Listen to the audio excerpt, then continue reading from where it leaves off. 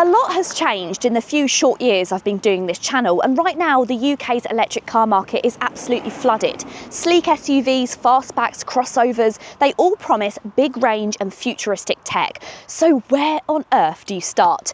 Well, how about something which most people probably haven't heard of yet? This right here is the Changan Deepal S07. It's a sleek all-electric coupe-style SUV from China that's just landed in the UK, and it's aiming to undercut big hitters like the Tesla Model Y, the Kia EV6 and the Hyundai IONIQ 5, coming in at under £40,000, and that's for a single fully loaded trim.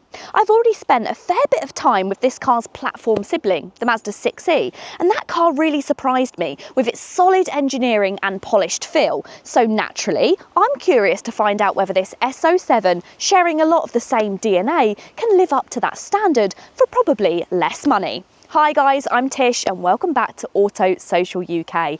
In today's video, we're going to be talking all things Deepal S07. So if that sounds good, then please keep watching. And if you like new car reviews and car content, go ahead and hit the subscribe button. And just before we dive into the video, there's something else that's worth considering if you're planning of owning an EV. Or, let's face it, nowadays, very few of us actually buy our cars outright. Most of us lease or finance, which makes sense because who really knows what any car is going to be worth in 3-5 years' time. The electric car market especially has been unpredictable, with some models losing 30 to 40% of their value in the first year alone. And that's where ALA Gap Insurance steps in. If your car's written off or stolen, Gap Insurance covers the difference between your insurer's payout and either the amount that you originally paid or keyly what you still owe on finance. Basically, it stops you being left out of pocket. I'll drop all the details of ALA insurance down below, including a 10% discount code. So it's definitely something worth considering if you're looking at purchasing a new EV. Now, why don't we start with my first impressions of the design? And it has to be said, I really quite like it. It toes the line between SUV and also coupe, which we'll talk about in a moment when we look around the back. But from the front, I think it's quite interesting looking. It has to be said that recently I drove the Geely, and I said that when it comes to styling, that car was just too safe. But this is a little bit more daring, and it almost gives me a little bit of new Toyota about it. What do you think? You've got lots of sharp lines and edges around the front, which give it a very dynamic look. You've also got some rather interesting LED lighting signatures. You have this almost flower design, and then you have these sharper lines which lead into the front of the bonnet. You've also got alloy wheels as standard, and all versions sit on 20-inch alloy wheels. There is just one specification, so what you see here is what you get. And there's some nice colour options as well. I like the white, there's some more subtle blacks and greys, and there's also an orange if you're feeling a little bit more daring. You've got a contrasting roof with a panoramic roof, which we'll talk about in a moment. You've also got these contrasting door mirrors with the 360-degree cameras on them, and you also have flush door handles, which actually sit outwards when you're outside of the car, which I quite like if the car's unlocked, because it means you can easily get inside. As you can see, you now have that coupe roofline, which I was talking about, which does give the car a sleeker look about it. You've also got some black details and also almost a kind of carbony grey detail, which just contrasts here. It's actually quite interesting. I like the fact that they've used different colours and different textures. So around the back you do have a full width light bar, which is very common nowadays, but you have this rather interesting Formula 1 inspired rear light, which I really like. This is a very interesting design, which I think just gives it an edge above a lot of the competition. But let me know what you think of the S07 design down below. For me, one of the interesting things when it comes to design and competitors when it comes to this car is one of the only cars which I think look better than it is the one that it shares a platform with. You've got the Mazda 6e. That for me feels much more executive, but this is just a tiny bit more daring. I like the fact that the two cars are quite distinctive in their own designs. It's just a shame for Deepal that Mazda is the ones they had to go up against. Underneath, the Deepal S07 uses an 80 kilowatt-hour battery powering a rear-mounted motor, producing 258 brake horsepower and 320 newton meters of torque, and that translates to a 0 to 62 time of around 6.7 seconds, which is brisk enough for a family SUV.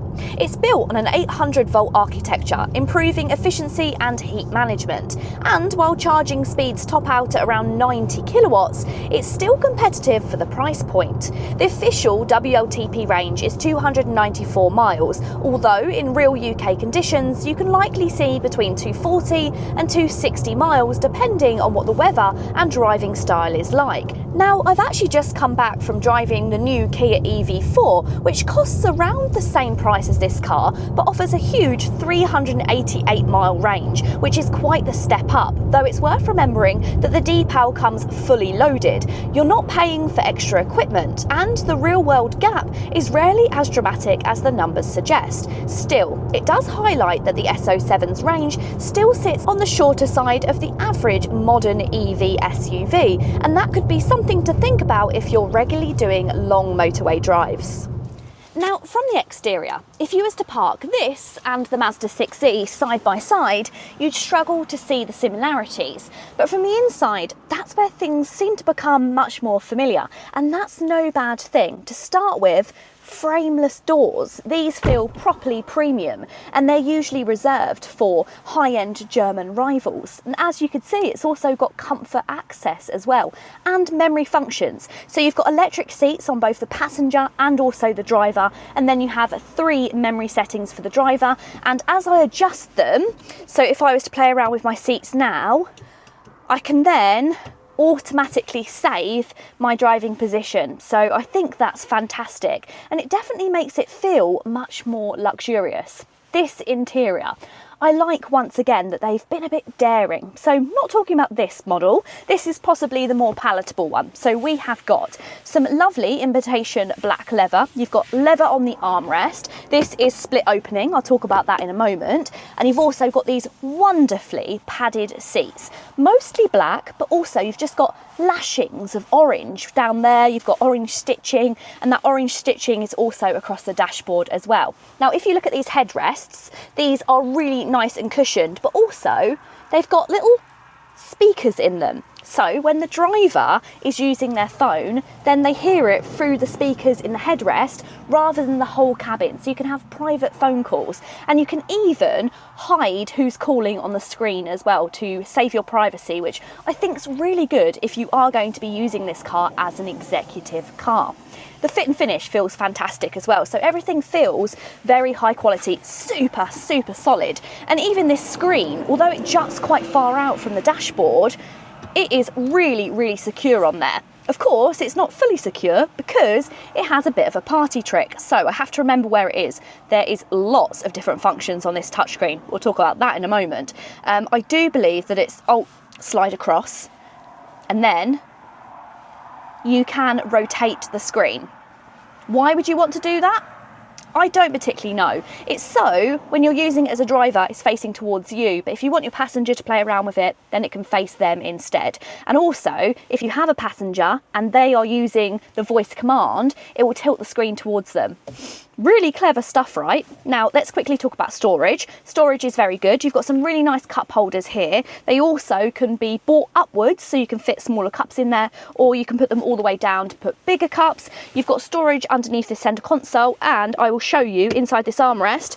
I have got my whole handbag. So you've got a really deep storage area, and also it's cooled as well in there, so that's nice.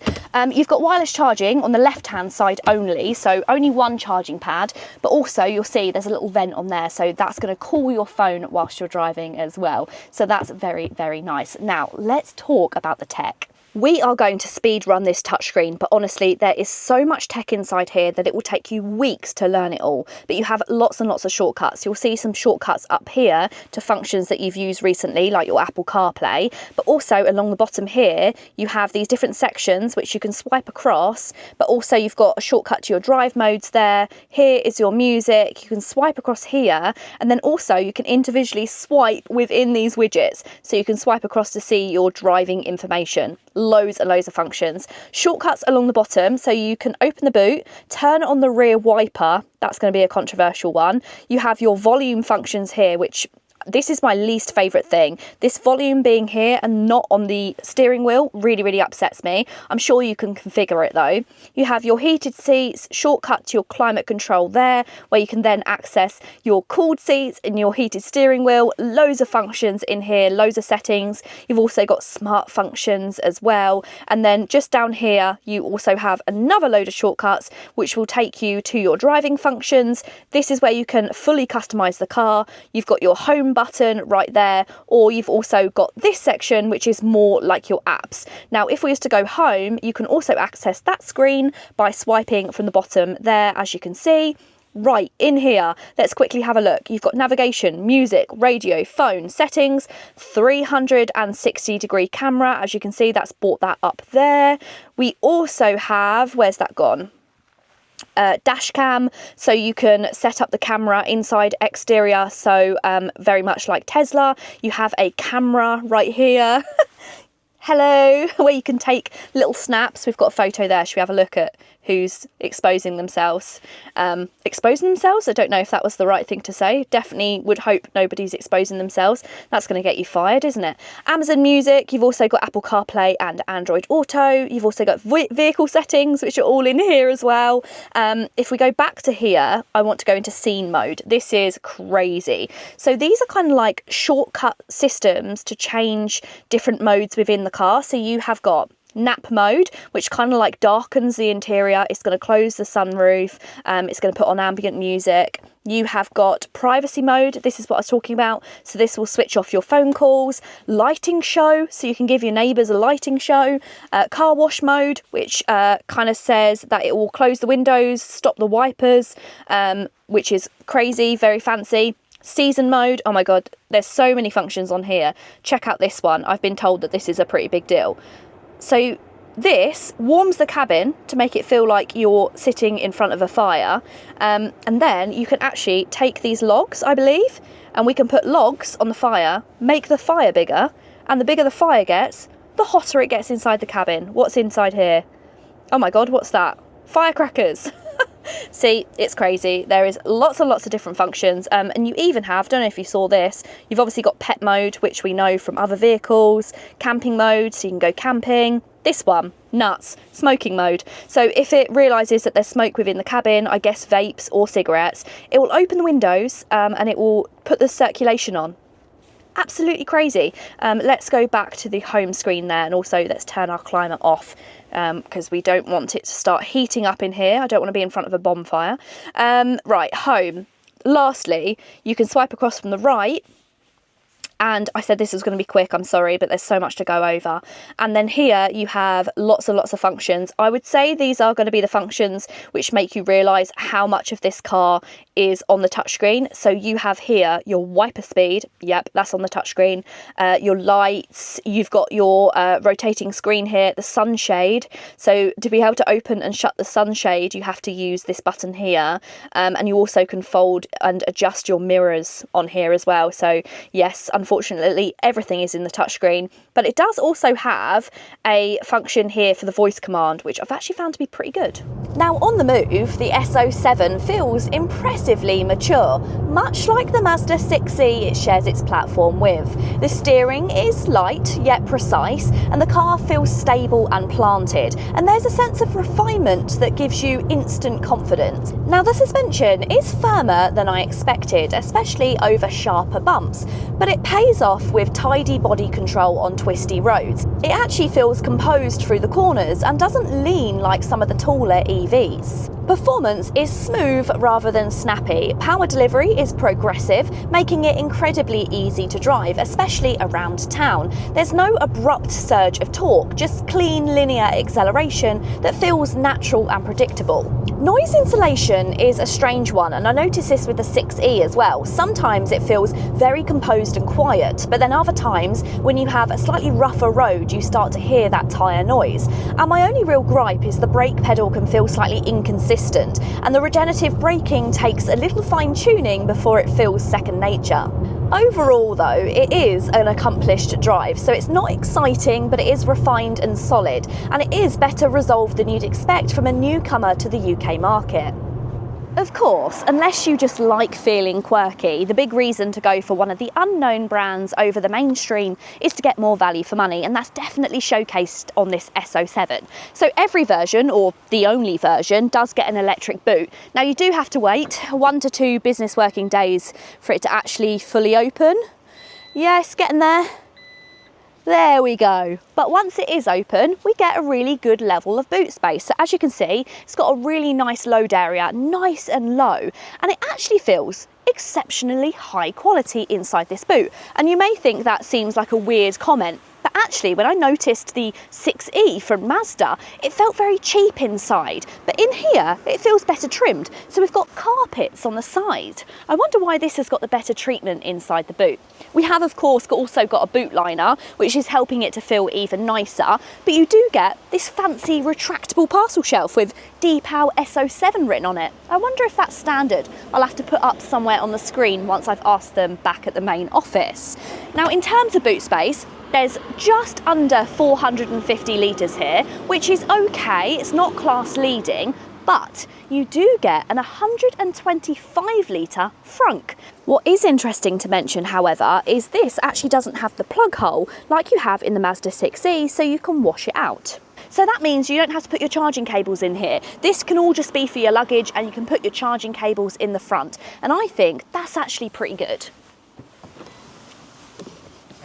The S07 has an impressive 2.9 metre wheelbase, and that gives you loads of rear legroom. As you can see, because of the comfort access, this driver's seat has been moved all the way back, and even with it in its furthest rear position, I still have plenty of legroom, which is more comparable to some small SUVs. You also get lots of headroom as well, despite having a slightly tapered roofline. The seats do recline slightly, and that's going to mean that you have headroom despite where you're sitting, which I quite like, and it still feels super high quality, so you've got the same really kind of squishy false leather interior. And I also didn't mention in the front, you get this quite nice trim on the doors as well in this wood effect, which I like. You have got a centre console here which pulls down to reveal 2 cup holders. You've got somewhere to pop your mobile phone, which is really nice, and you even have a central panel which displays your blind, so you can move the blind forwards and backwards from the rear.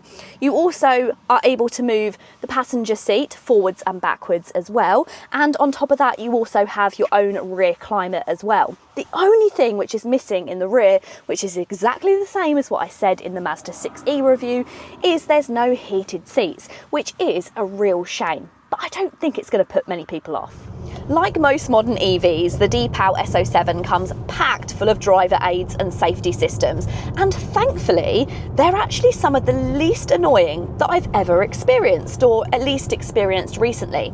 You can't hear them, right? Standard kit includes adaptive cruise control, there's lane keeping assist, you've got blind spot monitoring, rear cross traffic alert, traffic sign recognition, automatic emergency braking, and you also get that very annoying driver attention monitoring. You also get front and rear parking sensors, there's a 360-degree camera, and you get the usual suite of collision avoidance and pedestrian detection systems. So it tells you not to open the door when you're on a busy road. What's refreshing though is that none of it feels overbearing. In fact, I'd say the calibration here is some of the best that I've seen from a newer brand. There aren't any consistent bongs or bings or warning chimes every time you pass a speed sign or brush a white line. Everything works really quietly in the background, helping rather than hindering. And I do think this is another sign that Deepal's engineers have actually thought about their user experience. So it's not just ticking those safety boxes, but making sure that the systems actually integrate seamlessly into everyday driving. Now this car does have a little bit of a strange feature, and at first I thought I was going a little bit cuckoo, but basically at lower speeds, I'd say under 10 miles per hour, you have this really quiet, kind of like tinkling noise. Now it almost sounds like you've got classic FM just really low in the background, and I checked and I haven't got any radio stations on, and actually when you come to a complete stop the music actually cuts altogether. But basically, when you're on their really, really low crawl, like when you're in traffic, you've got this tiny little tinkling music. It's actually quite relaxing. Not sure if everybody would like that. I think some people would find that really annoying. I know that my mum would never hear it, but actually, I quite like it. So that's the Changan Deepal S07, an electric SUV from a brand that most of us hadn't even heard of 6 months ago, now confidently going toe-to-toe with the established players. It's not perfect. The infotainment can definitely be overwhelming, and the charging speeds, well, they're less than class leading, but for £40,000 you're getting a stylish, well-built and incredibly feature-packed electric SUV with a long warranty and plenty of charm. Now, if you're curious to see this in person, then Deepal dealers are starting to spring up across the UK, with more to come. And if you've enjoyed this review, then you know what to do. Go ahead and give it a big thumbs up, and if you want to see more, make sure you hit that subscribe button and turn on the bell notification. Let me know, what do you think of the Deepal S07?